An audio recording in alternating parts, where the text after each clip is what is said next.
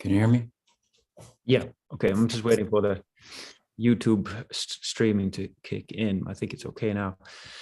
Okay. Let's start with, there's an anonymous question. It goes like this. I have many serious health issues, and I do a lot of intensive caretaking for a family member who is even more disabled. This more often than not consumes my energy and life as a whole. I have been a devotee for about 25 years now, but for that entire time, I've felt unable to completely get close to Krishna because I have so many problems, and I know we are not supposed to bother him with worldly matters because we should not be identifying with the body and only strive for higher awareness. But I very often feel the need to cry out to God and ask for support in my very many challenges. And I feel as if I cannot cry out to Krishna because it would perhaps be inappropriate to do so, and I do not want to offend. In all these years, I've never asked anything of any of the Vaishnava divine beings that are part of our devotional practice because it just seemed like that's not what all this is supposed to be about.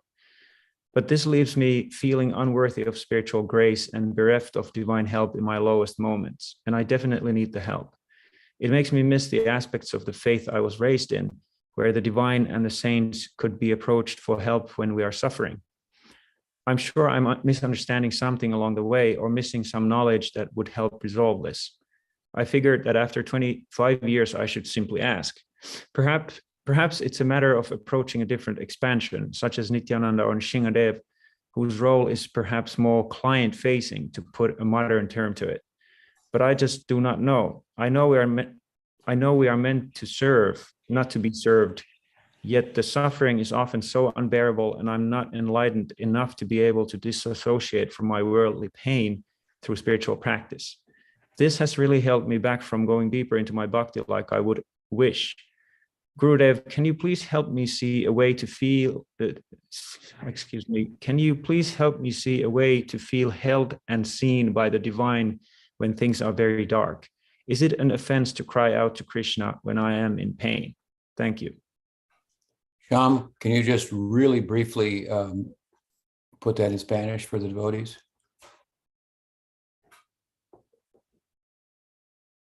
Oh, okay, good. Thank you for that.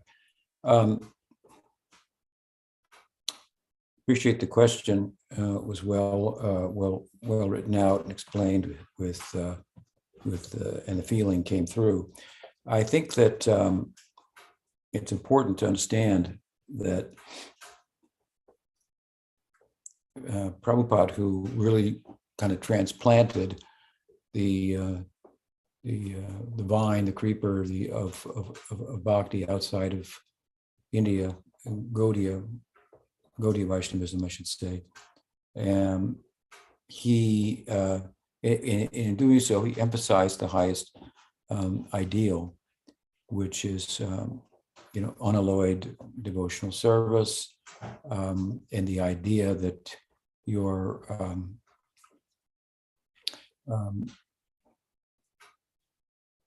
troubled by, in a sense, and understandably, that the idea that we shouldn't ask God for something for ourselves, but rather to try to please him and so forth. Basically, Prabhupada and all of our acharyas and all the texts are trying to distinguish bhakti from the karma marg, which is characterized by approaching God and praying for things in this world and so forth. We also want to distinguish it from the Gyan marg and so on. Now, that said, when the ideal is presented, it's not that everybody it has the adhikar to rise to the occasion and apply themselves in the full sense of the term selflessly. So it's a work in progress, the life of the sadhaka, and therefore statements that such as this should not be forgotten for statements such as, what is the verse? Sakama, akama, sarvakama, moksha kama, dadadi, tivrena bhakti yogena yajeta purusham param. Says, Bhagavatam says in the second canto that whether you have all desires, you have no desires, or you have a desire for mukti, you should take shelter of bhakti yoga and worship the Supreme Person. So what we really want to do is to develop the tendency to take shelter of Krishna, the tendency to depend on Krishna. If we become dependent upon Krishna, even in the context of desiring an improvement, let's say, on our material situation, removing a material impediment and so on and so forth, it may not be the highest type of prayer to pray to Krishna for such, but the fact that we pray to Krishna for such is good for us in the context of pursuing the ideal. So if you should definitely pray to Krishna to help you materially, rather than not pray at all or pray to someone else. Uddhava has told us that any person would be no one could be a more merciful person than Krishna to approach, because Putana, he says, approached pretending to be a devotee, and she got eternal, motherhood, madhurya-rasa. So he's very mercifully disposed. She approached for the wrong thing. So if we approach, your approach it's also not like someone in the karma mark just praying to God for things, but you're praying to God that your life might become easier, that you might be able to be more dedicated, more concentrated in your practice, and so on and so forth. Obstacles might be removed, and so on. So these are certainly things to pray for, and again, the overall result of such prayers is that we develop a tendency to take shelter of Krishna, and that is very significant, very, very important. As far as who to approach in this regard, Krishna, Chaitanya Mahaprabhu, Nityananda, these are all manifestations of the same Godhead. But I would strongly recommend that you approach Giriraj, Govardhan. Govardhan is very well known in Vrindavan for reciprocating with all types of devotees who come and pray for prem only, high ideal, those who come and pray that their mother might become cured of cancer, and they take shelter of Govardhan. These people have more faith in Govardhan, who is Krishna himself, than many so-called devotees of Krishna praying for the highest ideal. They believe that Govardhan is a real person who has the power. They actually believe this fervently, and therefore you can find people who will do dandavat parikram, who will pay their full layout, fully get up where their hands are, put their feet there and lie down again, and go all the way around Govardhan Hill and do this until they're finished with a prayer, free my mother from cancer, or whatever it might be materially, free me from, whatever. I mean, how much devotion do they have to Govardhan, even though they're praying for something less? It's incredible, and there are many testaments and examples to illustrate the fact that Govardhan is very disposed towards such appeals on the part of devotees, mixed or otherwise. And so, while we may present as Prabhupada often the highest ideal, we have to understand our own adhikar in relation to the whole practice, and then approach accordingly with that ideal in mind. We cannot necessarily embrace the ideal in terms of practice that we see and the examples that we see of great devotees. That would be artificial. So we have to see and understand where we're at and approach accordingly. But by all means, yes, we should take shelter of Krishna and become practiced in that. With regard to anything and everything that happens to you in your life, approach him, nobody else. And there's your devotion to Krishna, and Krishna will take care of his devotees. And they have problems in this world. Sometimes, of course, he allows the problems to continue, or he even creates them as a means to bring us closer to him. But in your case, I'm very, very, it's painful for me to hear your appeal that for all of these years you've been under this kind of misunderstanding, if you will, and I'm so glad that you brought it out and voiced it, and this is the solution. I mean, I'm citing Govardhan. He's particularly known for such.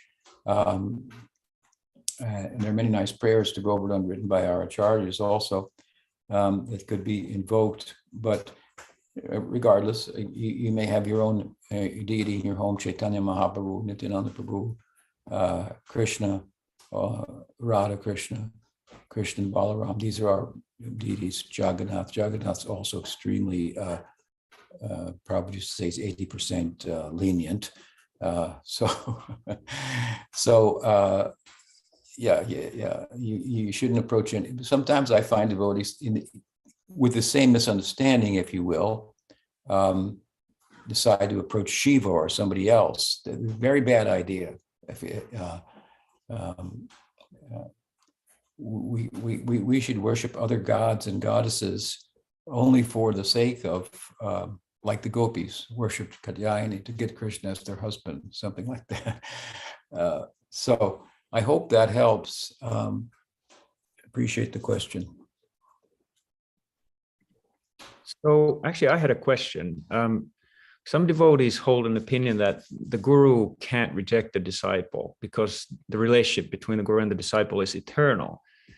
So then if a guru rejects the disciple, then the guru must not be bona fide. So I was just hoping you could share your view on this issue.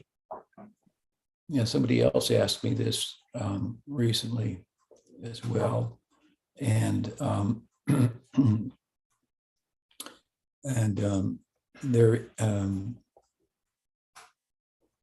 there's two things that really come to mind: the concept that the relationship is eternal, and the act of rejecting itself. And with regard to the latter, there is certainly precedent for this, considerable precedent in the Sampradaya. If we go back to the very beginnings of the Sampradaya, for example, we find that Gopal Bhatta Goswami, one of our Shastra gurus and founding acharyas of the whole Sampradaya, to whom Radharaman manifest famously, Gopal Bhatta Goswami, it is mentioned in Gaudiya Vaishnava Abhidhamma, which is kind of like a dictionary or encyclopedia of Gaudiya Vaishnava history, personalities, and so forth, mentions that the very first disciple of Gopal Bhatta Goswami, who later became known as Harivamsa, was rejected by Gopal Bhatta Goswami because he began to voice opinions that his guru didn't agree with, were contrary to his own teachings. He became untrustworthy, and he maintained Hittari Vamsa, that he was getting insight from within, directly from Radha, in fact. And so again, Gopal Bhatta Goswami rejected him. So there's a precedent for dating back to the beginning of the Sampradaya for a guru rejecting a disciple. Bhakti Vinod, coming more, to our modern times and our own particular parivar or line, lineage, family within the multitude of Gaudiya lineages, writes about this in his in Harinam Chintamani, one of his books, and he says there that that as long as the guru and the disciple are both conducting themselves appropriately, then their relationship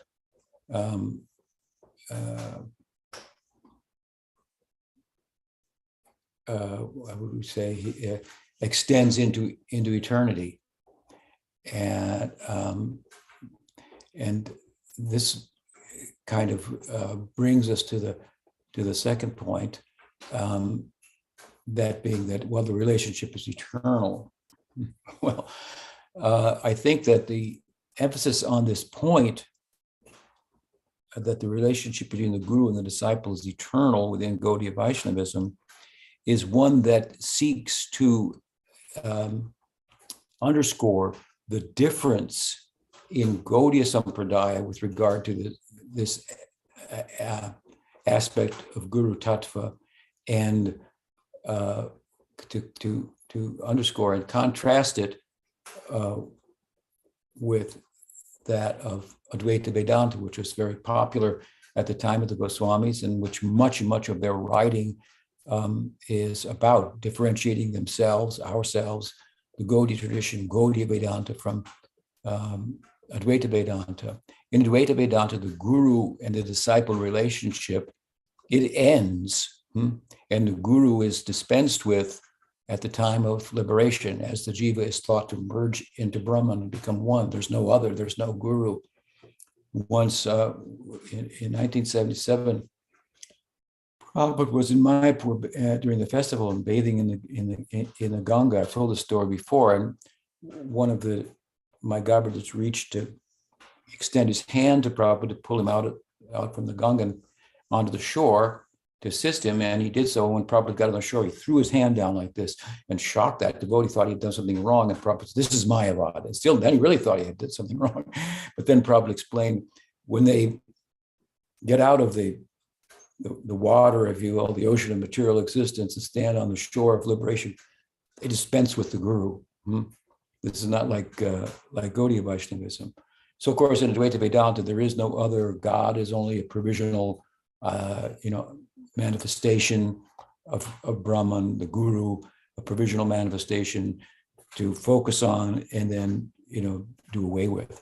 So our tradition is very different in that if you have a relationship with the guru and you follow the guru, and the guru is bona fide and so forth, you're bona fide as a disciple, and which means you follow the guru's instructions, and he has or she has good instructions to give, supported by the Shastra, then that relationship will result in a liberated life, and the relationship, unlike the Advaita Vedanta, will continue. So I think you have to understand the idea that the relationship is eternal in that sense. But Bhaktivinoda Thakur goes on to say in Harinam Chintamani, but however, Hindu, if the disciple becomes deceitful and untrustworthy and doesn't follow the guru's directive, then he becomes dushta and crooked, and the guru not only should reject the disciple, he must reject the disciple. And Bhaktivinoda compares it to, if you have a guru who proves to be unqualified, who offends Vaishnavas, who comes under the sway of worldliness and so forth, because if he offends the name, and he says kram, step by step, he begins to become more worldly and develop worldly desires and so on and so forth, then he must be rejected. And similarly, if the disciple behaves or misbehaves as I'm describing, he must be rejected. Otherwise, both will go down. And he says, better one than both. So it's kind of an advice that he's giving to the guru, how to conduct himself with regard to the unfortunate and rare circumstance where the disciple becomes untrustworthy and deceitful and obstinate and refuses to follow the instructions of the guru. Srila Marsh then comments on this as well. And I think I have it here because I was going to write something about this. Let me see here. Yes, Srila Marsh was asked the question and explaining what Bhaktivinoda Thakur is saying from Harinam Chintamani. He says, with regard to rejecting a disciple, it should not be done very easily. But when the disciple, I'll read to you, but when the disciple becomes intolerable, he should be rejected. When the disciple sets a bad example for others, just as when any patient is considered so much contagious that he will be dangerous to other patients in the room, he should be removed. Similarly, when the disciples' association will cause much damage to other disciples, then in that case, he is to be removed for the good of the others. So this is an interesting expansion on the idea that you have a guru, he or she has disciples. So it's not just the guru and the disciple, but the disciple is in the midst of others, and the guru is tendering to all of them. If that disciple should erode by his behavior or speech, position, the faith in the guru and his position, as Hitarivamsa was doing with regard to Gopal Bhatta, he was promoting other ideas, then this can have a negative impact on the other students of the guru, that the guru is obliged to save them from, protect them from. And so, rare as it is and unfortunate as it is, then as Srila Marsh says, he has to reject such a disciple.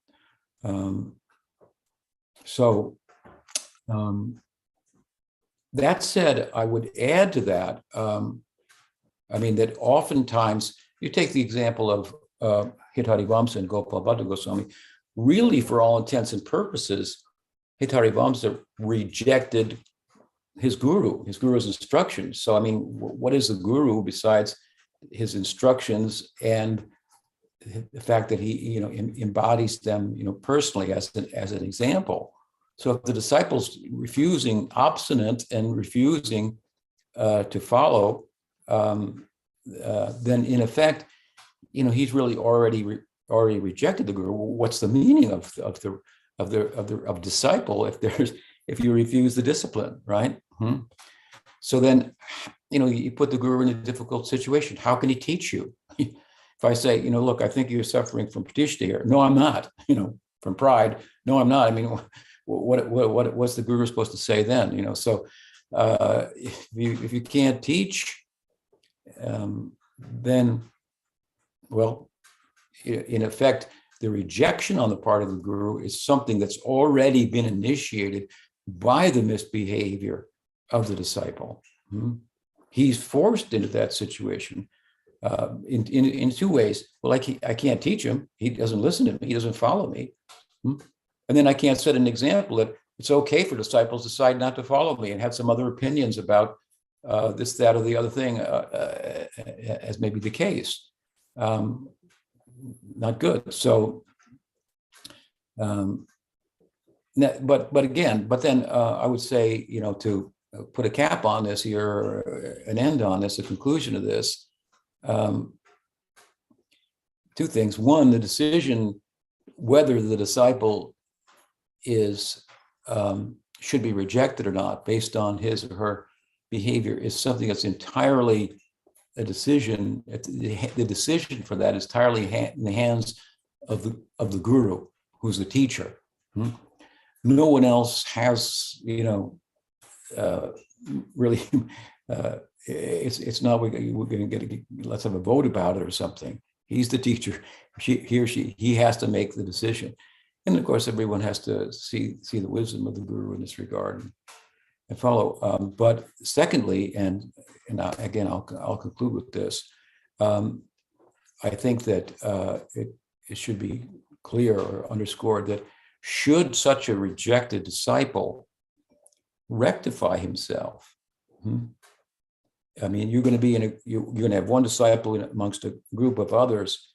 And so, in instances like this, different disciples have a relationship with that disciple, good or bad or in between, and so on and so forth. So some will just immediately ignore him. Oh, he's been rejected by the guru. Some have had a friendly relationship, so they'll think about it differently. Those should show their friendship by way of underscoring the fact that you made a big mistake here, and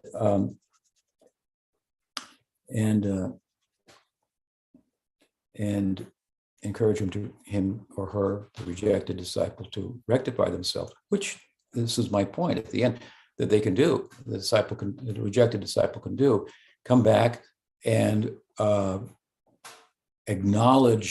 understand, acknowledge the mistake, and then surely the guru will reinstate that person, in due course with whatever particular instructions and so on and so forth. So those are my thoughts on the matter.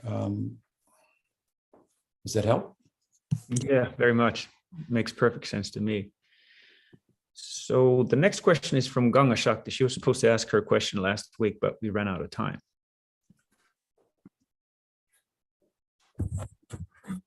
Hare Krishna, Guru Maharaj, Pranam. My question is, it came due to the fact that we visited a beautiful ISKCON temple like a few weeks ago, and it reminded me about the misogyny in ISKCON. And I was wondering, actually, how did it all start, and to what extent is the role of Srila Prabhupada in it? Because I know on one hand, there are some paragraphs in his books that are a bit like women are less intelligent or more sinful. But on the other hand, I've also heard that he's been very respectful to his Western female devotees. And I kind of can't really add it up together. And especially also, why is it still present more than 50 years later? I kind of thought if you could give us some insight, because you knew Srila Prabhupada. And what is it? What is exactly sexism?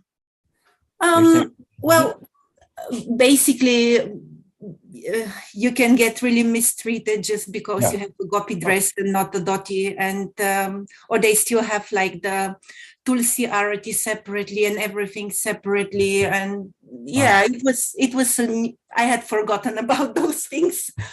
I see. Yeah, right.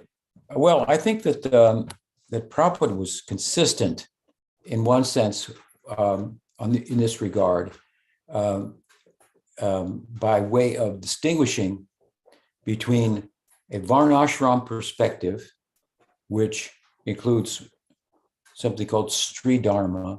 So varnashram is a socio-religious system, and so there are all types of duties, roles, functions, and so forth for different types of people with different dispositions being a result of the influence of the gunas, sattva, rajas, tamas. It creates different psychologies, and so there are injunctions to engage people from a societal point of view in consideration of that, and all this for the pleasure of Vishnu, ultimately. And so one of the features there is Sri Dharma, what women should do, how women should conduct themselves, right? And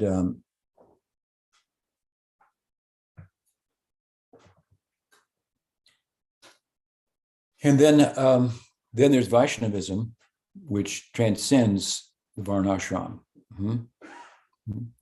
And Prabhupada made statements often with regard to women that are representative of Sri Dharma. And I think that he had an idea that the Varnashram system would be a better system for people to follow than modern social systems, if they were interested in attaining transcendence. And so he had some faint idea, if you will, of establishing Varnashram all over the world. But many times, a number of times, even written in his books, he said, but it's not possible. It is Kali Yuga, therefore we should just chant Nam Sankirtan and so forth. But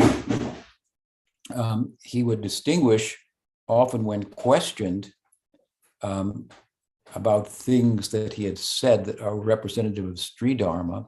When he was questioned about that by his own disciples, he would always reply, but our women are different. They're devotees. They're Vaishnavis. That doesn't apply to them. They're the most intelligent ladies, for example, and so on and so forth. So he was very consistent in that regard. And I remember once in Mayapur, Malati, one of his earlier disciples, was cooking for him.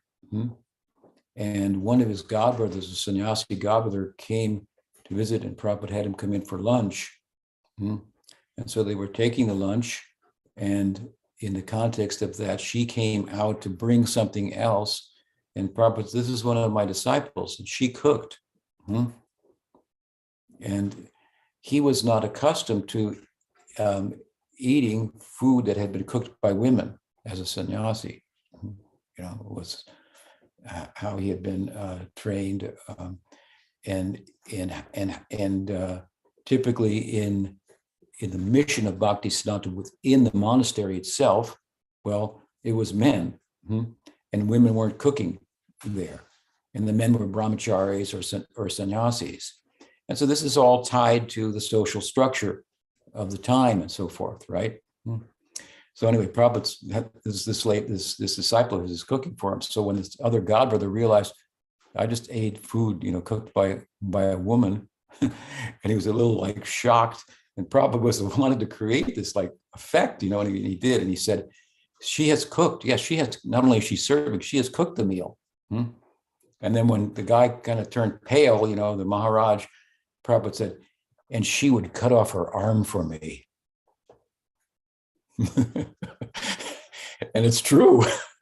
And that's how Prabhupada felt about them. So this is an instance of Prabhupada like pushing, it wasn't even brought up, but he was just making the point because he thought, sometimes he would be criticized for how he was liberal with regard to women, involving them, and the women and men are dancing in the same temple together. Sometimes some of the godbrothers would say things like that they heard, like it was some kind of a disco, going on in the temple and so forth. So what seemed in some respects restrictive to us, maybe in the Western culture, was very, very liberal from Prabhupada's point of view. In the culture that he came out of, he considered himself a flaming liberal. But the two things are there, right? And so the problem, of course, amongst Prabhupada's disciples and in ISKCON, which is, perpetuated even to this day, is that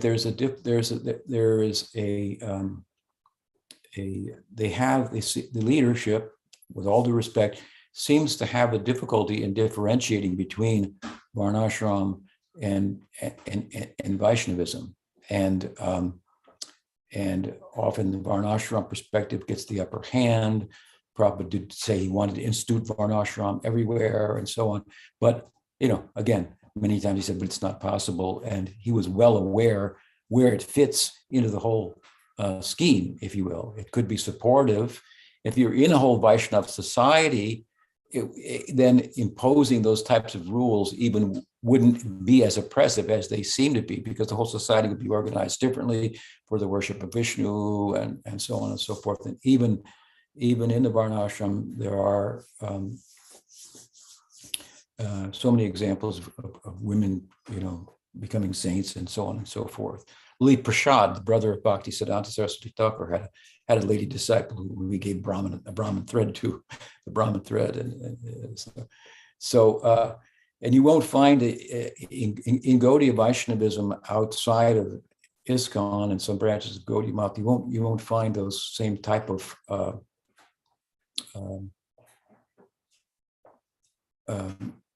conflating of Varnashram and the role of women with Gaudiya Vaishnavism to the same extent. But the problem is that this is a big Gaudiya Vaishnavism, Hinduism, the whole affair is pretty broad. There's a lot to it to sort it all out. There's so many texts and so on and so forth. And I was saying the other day, somebody finds an old book written, in Sanskrit, and they find a verse and it works for what they think Gaudiya Vaishnavism should be emphasizing, and they bring it in as if it's supposed to be something that we just, have to accept absolutely because the scripture is absolute.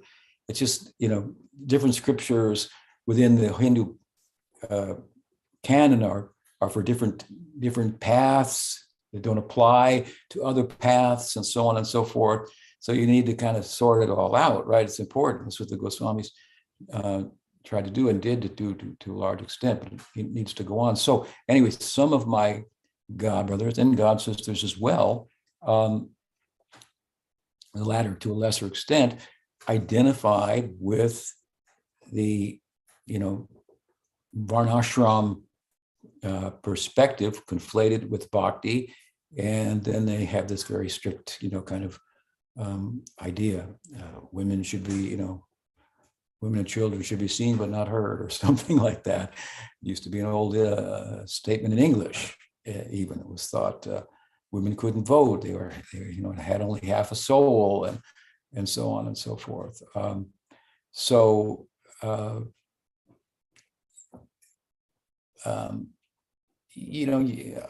It's unfortunate, but you think here's a sangha of devotees, and then there's the ordinary people, the non-devotees.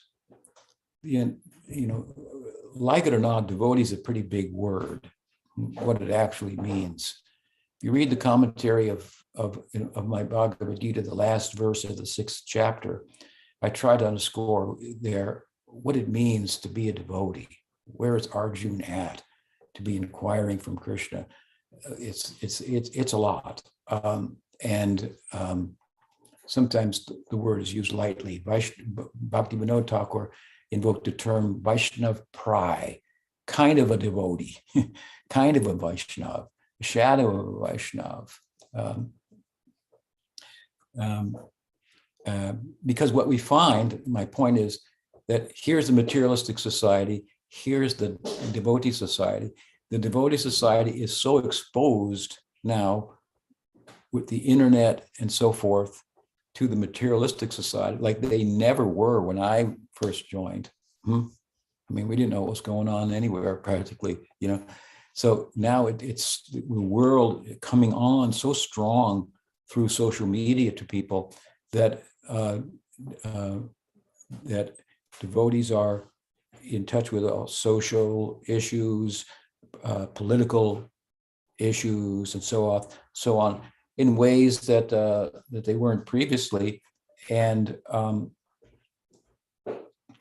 so you find in the devotee sangha, so-called, such a wide range of thinking about any particular issue, that it's really not any different than ordinary society. So is it sadhu sangha, or is it largely a semblance of that? There's bigotry, there's sexism, there's racism, there's conspiracy nuts, there's sensible people, there's educated people, there's misinformed people, and they all think that they're like totally representing, that their attitudes and perspectives are fully representative of Gaudiya Vaishnavism.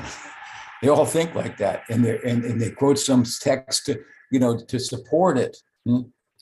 And that's the unfortunate situations. Therefore, to find real sangha, real sadhu, that's like finding a needle in a haystack. So it's and there's not a lot of misrepresentation, impersonations, and counterfeit is worse than a thief. A counterfeiter is worse than a thief.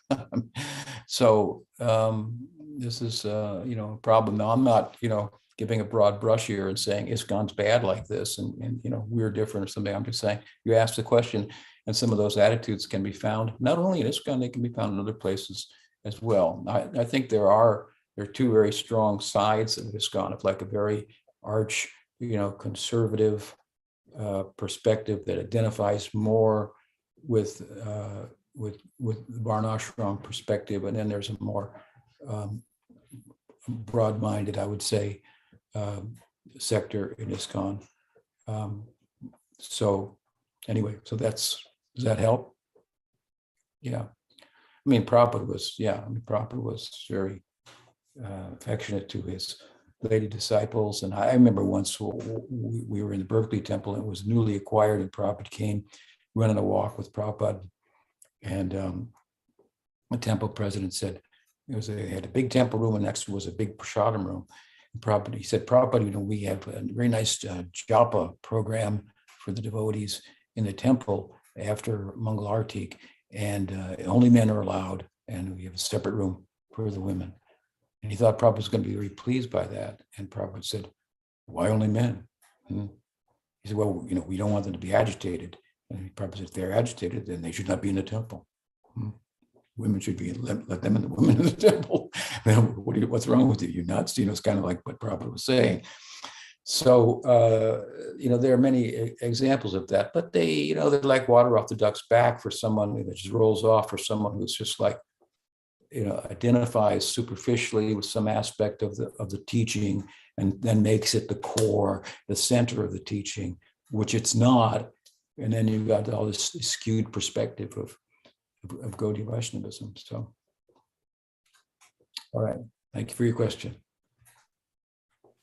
Okay, next question is from Abhay Krishna. My question is about chanting.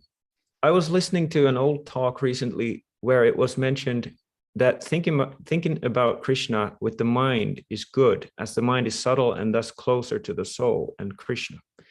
But it's not possible to touch Krishna directly with the mind, but only with the soul. So I was wondering, when we chant, if we are trying to picture Krishna as we best can with our mind, does this actually get in the way? Is it better to not try to picture him with the mind at all, but only to focus on the faith and the emotions of calling out, while completely trusting we will get the spiritual vision of him in due time from our sincere calling out? The talk was called Faith Beyond Belief from 2005. Yeah, there are different ways to think about that. And I have said myself many times that the thought that we have about Krishna, the picture that we may have, even the deity, which is crafted to represent Krishna and so forth, our experience of Krishna will be different, more even. when the deity starts talking to us, then we'll see him differently than those who he's not talking to, for example. The mental picture that you have of Krishna is one thing, but Krishna revealing his form, it's found in his name, it's another. They're related. So it's difficult to control the mind. We have a lot of desires that they get in the way, and they promote thoughts, right? Thoughts. And so it's difficult often for devotees to concentrate on the name. And so somehow or other, we should try to harness the mind. And one of the ways to do that many devotees are drawn to is to, if you will, mentally focus on the form of the deity, a picture of Krishna, a mental representation of Krishna's form while chanting. And that may help the devotee to concentrate and focus, rather than if you mentally are thinking of a picture of Krishna, you're in a better position than what the mind might be thinking about otherwise, if you can't stop it by hearing the name. If you can try to listen to the name, and as Prabhupada said once when asked, what should I think about when I chant? He said, oh, when you chant, you should give the mind a rest. Don't think about anything. Try to listen, right? Hearing and chanting. Try to listen to the name like you would listen to a favorite song or something. Just try to listen to it. And then it will reveal itself. And the first way it reveals itself is through the rupa. The name shows his form. The form appears on the mind of the devotee. So this is then from nam smaranam. Japa is the form of smaranam, form of meditation. From nam smaranam, meditating on the name, rupa smaranam, meditating on the form will come, which comes out of the name. From there, the qualities, the guna, nam, rupa, guna, and then lila. They're all in the name, so they will come out progressively. And Rupa Goswami, or Jiva Goswami and Bhakti Sandarbha has said we should do nam smaranam. As we become proficient in nam smaranam, we can do rupa smaranam, and guna smaranam and lila smaranam accordingly. So he doesn't recommend that you do lila smaranam while doing japa mentally, if you will, but actually to give your full mental attention and oral attention to the sound of the name that is uttered with the tongue, as an exercise of the heart, if you will. So,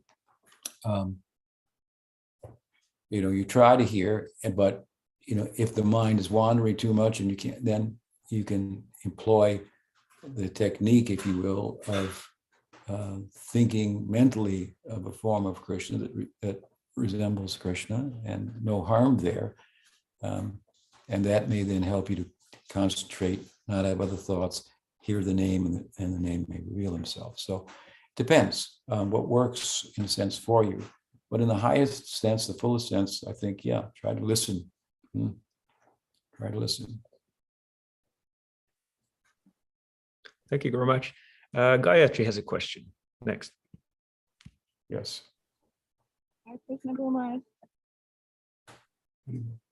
So, is the sound good? It's good enough. I can hear you. Okay, good. So on Thursday, me and Madhu Mangal gathered some of our friends to ask for their blessings for our upcoming marriage. And on my request, we sang the Bhajan Krishna Tava Punya Habibai. And naturally, I wanted to speak a little bit on the meaning of that Bhajan and Srila Prabhupada being in Sakyaras. And since then, I've been wondering, why is it that so many of Srila Prabhupada's disciples and his disciples' believed that he was serving in the mood of madhurya. Because of Narayan Maharaj. Bhaktivedanta Narayan Maharaj ki jai. That's why. Yes, it was very common in ISKCON that without it was kind of like without saying so, the vast majority of all of his disciples, Prabhupada's disciples, were they to think about it, thought of Prabhupada as in Sakyarasa. Now, why was that the case? Famously amongst them, Jadharani, one of Prabhupada's prominent female disciples, we all thought like that. So why would we think like that? Even as he repeatedly stated that, the gopis are the highest devotees and so on and so forth. And even as we taught that. And the reason is because Prabhupada is in Sakyabhav.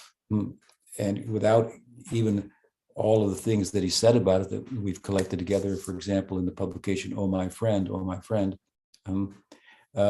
without knowing all those things, the devotees implicitly understood that, felt that to some extent, faintly. They were just, we were young and new, and so forth. But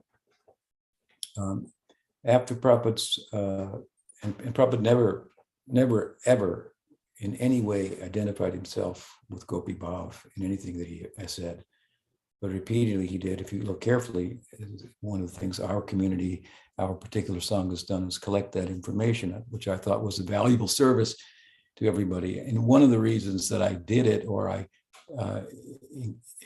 engaged Ashram Marsh and helped him, Brindran and I helped him to put that together, that book, was because another narrative was coming. Now, prior to Bhaktivedanta, and I'm referring to Bhaktivedanta Narayan Maharaj with all respect, prior to Bhaktivedanta Narayan Maharaj's narrative, some of Prabhupada's disciples became connected with Pujapat Sridhar Maharaj, whose ideal was madhurya-rasa, as was the case of Bhakti Siddhanta and Bhakti Vinod, and so forth. But Sridhar Maharaj knew Prabhupada and lived with him for years. 6 years he lived with him after the passing of the Bhakti Siddhanta Saraswati Thakur, and he clearly had considered the matter from many angles and come to the conclusion that Prabhupada was at Sakyarasa. And in fact, the famous poem that you referred to, he had it memorized, and he brought it up from his veranda and spoke about Prabhupada very beautifully, very charmingly. And for persons like myself who already, had a sense of that, it was very gratifying to hear the support for it and so forth. And he put it all together very, very, very, very nicely with, he installed the Krishna Balaram deities in the central altar in Vrindavan. He said this, he said that. He wrote this in the poem. He installed Gornita deities, which is uncharacteristic of Bhaktisiddhanta's mission, and so on. And he was very happy about it. He thought it was very, very complimentary and so forth.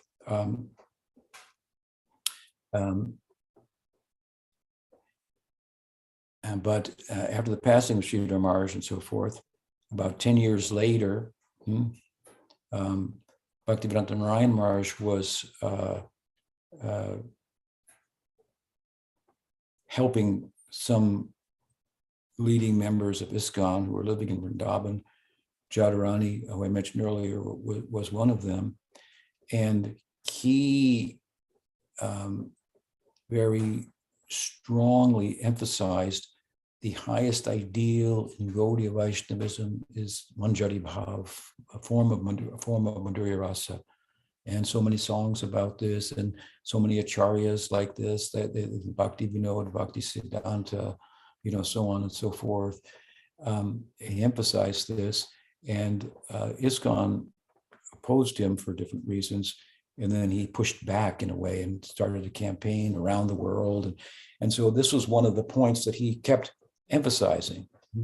And when it was then proposed to him that Prabhupada seems to be in Sakyarasa, he dismissed the idea. No, you shouldn't think like that. Don't think like that. Surely Swami Maharaj has attained the highest ideal and so forth. And these devotees who were under his care, like Jadharani, she came and told me, oh, he's just like Prabhupada. Whatever he says is exactly the same. I said, well, I think he's a little different than Prabhupada, without taking anything away from him. Everybody's a little bit different and so forth. But anyway, he began calling her Shamarani, which is nice, cute, charming. And so she goes by that name now, Shamarani, just to clarify. But she changed her opinion based on the things that Narayan Maharaj had said. Well, he chanted Jai Radha Madhava. That must be madhurya-rasa. He instituted the Tulsi prayer, which talks about becoming a Saki, and so forth. Our whole Sampradaya's emphasis is madhurya-rasa. Chaitanya Mahaprabhu came to experience madhurya-rasa, give it to the world. Rupa Goswamism and Manjari Bhav, Sanatana Goswami, and then it gets emphasized. There's nobody in the Sampradaya ever in Sakya-rasa, so obviously Prabhupada must be in madhurya-rasa. Well, the exaggerations need to be underscored. So there's plenty of devotees who are in Sakya-rasa in our Sampradaya, in the lineage, who could be bigger than Nityananda Prabhu himself, the other self of Chaitanya Mahaprabhu. The whole Sampradaya was started with him initiating others and promoting Sakya-rasa and so forth. So there are a number of lineages of Sakya-rasa and so on. And devotees who think like this, they're not aware of it. And Narayan Maharaj, he refused to hear about it. I talked to him on three different occasions about it.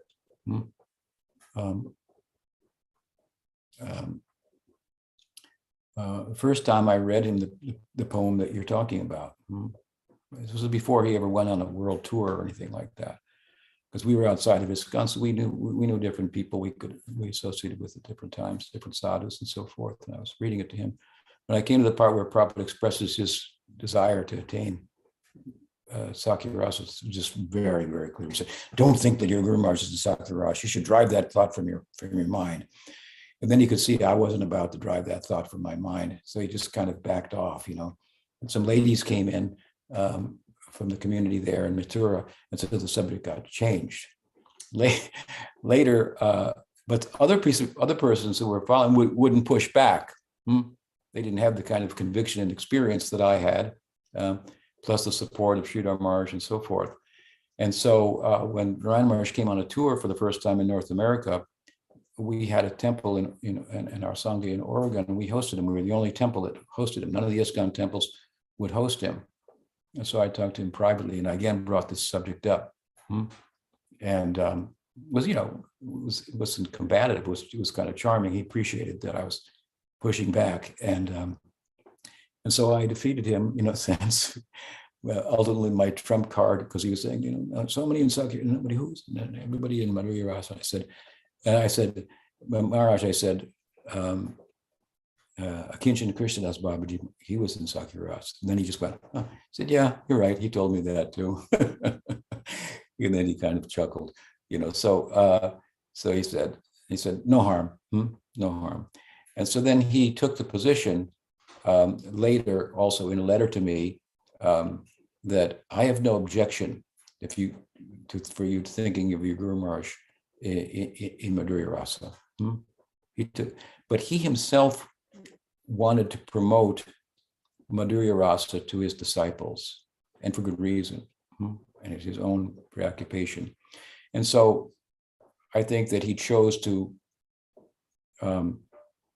emphasize, all of them came, many of them, I should say, Western disciples, if not all of them, came through Prabhupada, directly or through Prabhupada's disciples, making them devotees and so forth. So Prabhupada was a big person that just couldn't be ignored in that particular offshoot lineage of the Gaudiya Vedanta Samiti formed by Bhaktivedanta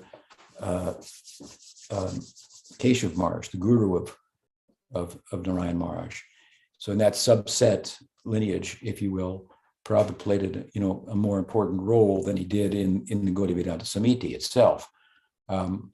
And so, for Prabhupada to be talked about in Sakya-rasa, I think it took a little bit away from the emphasis that Narayan Maharaj desired to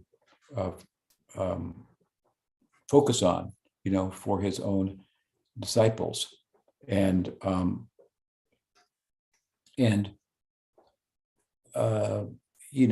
wasn't privy to all of the things that Prabhupada said. It's understandable that he would feel that Prabhupada was in madhurya-rasa, because it's fairly typical that Gaudiya acharyas will identify with that ideal. And again, Bhakti Siddhanta did, and Bhakti Vinod did, and so forth. So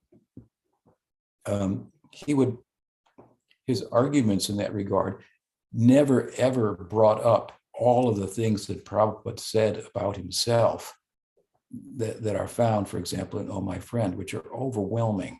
It's just overwhelming. There is no more powerful praman or evidence than what the Guru himself says about himself.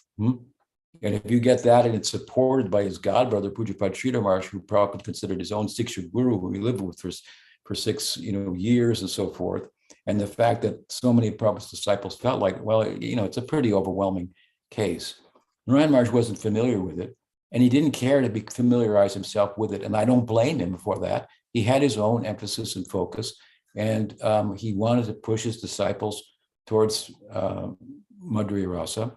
And also he would find that a lot of Prabhupada's disciples didn't know, very much. They didn't know the difference between going to Vaikuntha and going to Vrindavan. I mean, they could have if they'd studied more and so forth. And so when he saw that, then he emphasized in a particular way. And when he was in the midst of emphasizing in a particular way, which was normal, the highest ideal, prem prayojan, go to Vrindavan, madhurya-rasa, and so forth and so on. He's halfway down the road emphasizing like this, all appropriate. And somebody says, but Prabhupada was in Sakyarasa, just like, wait a minute here. Why fit in? Really? No, he's thinking, somebody thinks he's in Sakyarasa, somebody thinks, worshiping Nrsinga, going to Nrsinga is the goal. These devotees don't know that much. Prabhupada didn't have time to teach them, so I'm going to teach them. So he dismissed it, along those lines.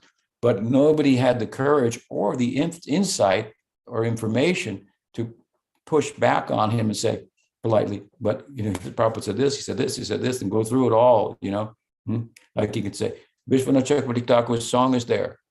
Guru Vastakam, we sing every morning. Nikunjayuno Ratikeli Siddhai. Yeah, right. He's in the Nikunja. He's serving like the gopis. So did Prabhupada teach you this song? Yes. Then you sing it every morning. Yeah. Then must be madhurya-rasa, right?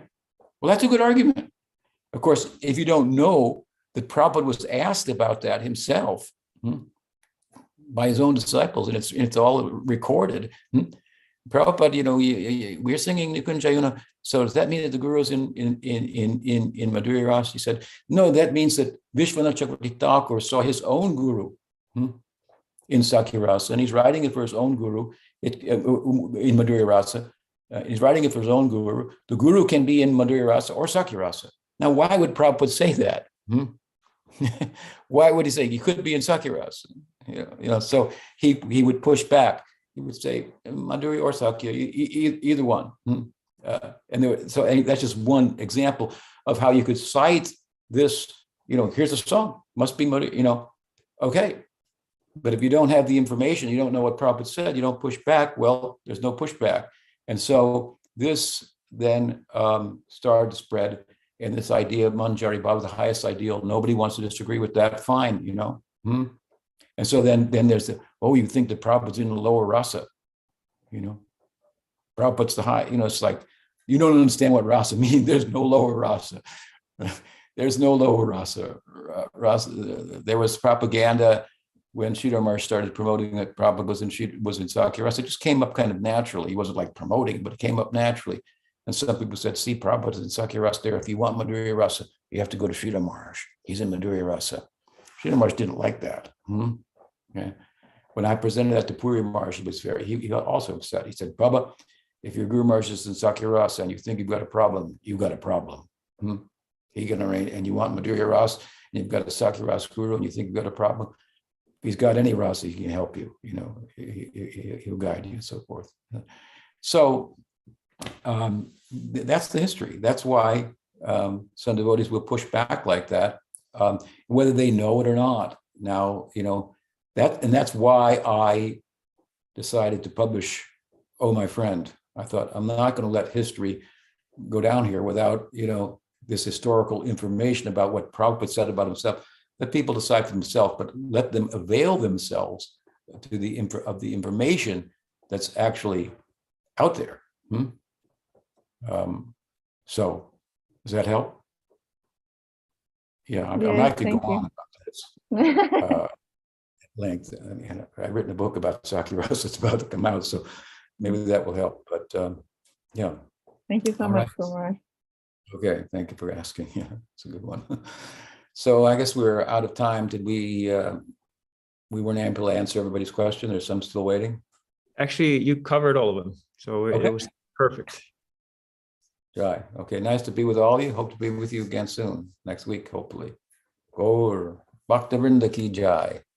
Hari Hari Bol. Srila Guru Maharaj ki jai. Prabhupada ki jai. Narayan Maharaj ki jai. Srila Maharaj ki jai. Ananda Gopal, there he is. Ki jai. Hare Krishna.